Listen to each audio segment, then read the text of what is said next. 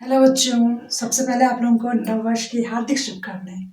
ये 2025 आपकी लाइफ में बहुत सुख समृद्धि लेके आए और आप लोग खूब पढ़ो, खूब बढ़ो और महान बनो।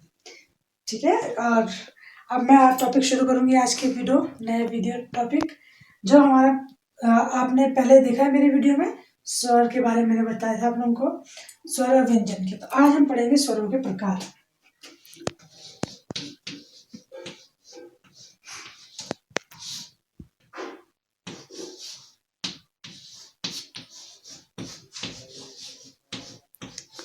आपको मैंने पहले बताया था कि स्वर कितने प्रकार के होते हैं। 11 प्रकार के होते हैं। स्वर जो है 11 होते हैं, जिनको अ से पूरा अ से कहाँ तक पढ़ा है हमने, आ तक पढ़ाया था।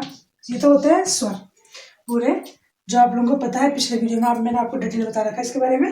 तो अब जो हम पहला होता है, ये 3 प्रकार के होते हैं। कितने प्रकार के होते हैं? स्वर हमेशा 3 प्रकार के होते हैं। स्वर कितने प्रकार के होते हैं? 3 प्रकार के स्वर 3 प्रकार के होते हैं। हिंदी के जो स्वर होते हैं हमारे, वो 3 प्रकार के होते हैं। मेन कितने प्रकार के होते हैं? 3 प्रकार के। पहला होता है आपका लघु स्वर, दूसरा होता है दीर्घ स्वर, तीसरा होता है लुप्त स्वर। अब मैं पहला होता है आप लोगों का लघु स्वर, दूसरा होता है हमारा दीर्घ स्वर,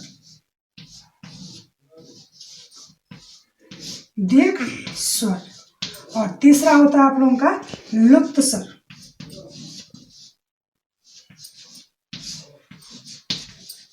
स्वर हमेशा कितने प्रकार के होते हैं? 3 प्रकार के, लघु स्वर, दीर्घ स्वर, लुप्त स्वर। अब हम पहले स्वर किसके बारे में पढ़ेंगे? आप लोगों का पहला टॉपिक क्या होगा हमारा? लघु स्वर के बारे में। लघु स्वर पहला होगा लघु स्वर। लघु का मतलब होता है छोटा स्वर, लघु स्वर।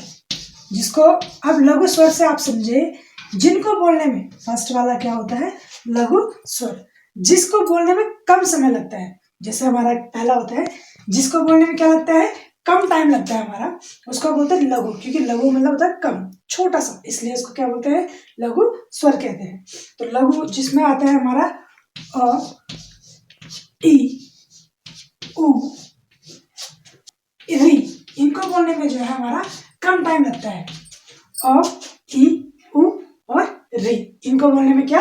कम मतलब छोटा, कम समय या कम टाइम, लघु स्वर कहलाता है। फिर दूसरा होता है हमारा दीर्घ स्वर। दीर्घ का मतलब होता है, आप लोगों ने सुना होगा, बहुत से लोग बोलते हैं दीर्घ आयु। दीर्घ आयु मतलब लंबी आयु, लंबा टाइम। तो दीर्घ मतलब होता है लंबा स्वर, जिसको बोलने में हमारा लंबा टाइम लगता है। जैसे हमारा क्या होता है?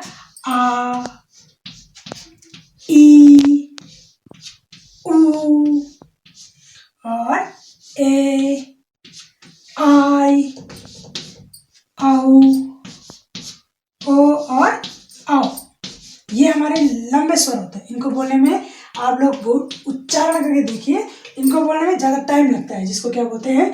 दीर्घ स्वर कहते हैं। लास्ट होता है हमारा तीसरा टॉपिक है हमारा लुप्त स्वर। लुप्त स्वर का मतलब लुप्त, आप लोगों ने बहुत से देखा होगा, जो लुप्त हो जाते हैं, मतलब खो जाते हैं, उसको कहते हैं लुप्त। समझने के लिए, लघु मतलब छोटा, दीर्घ मतलब बड़ा, और लुप्त मतलब जो खो जाते हैं। तो इसके लिए जैसे आप लोग बोलते हैं ना, बहुत लोग बोलते हैं ओम, तो ओम के ओ, जैसे हमने बोला ओ मो, ओ, अब ओम को बोलने में बहुत टाइम लेता है, ओम। फिर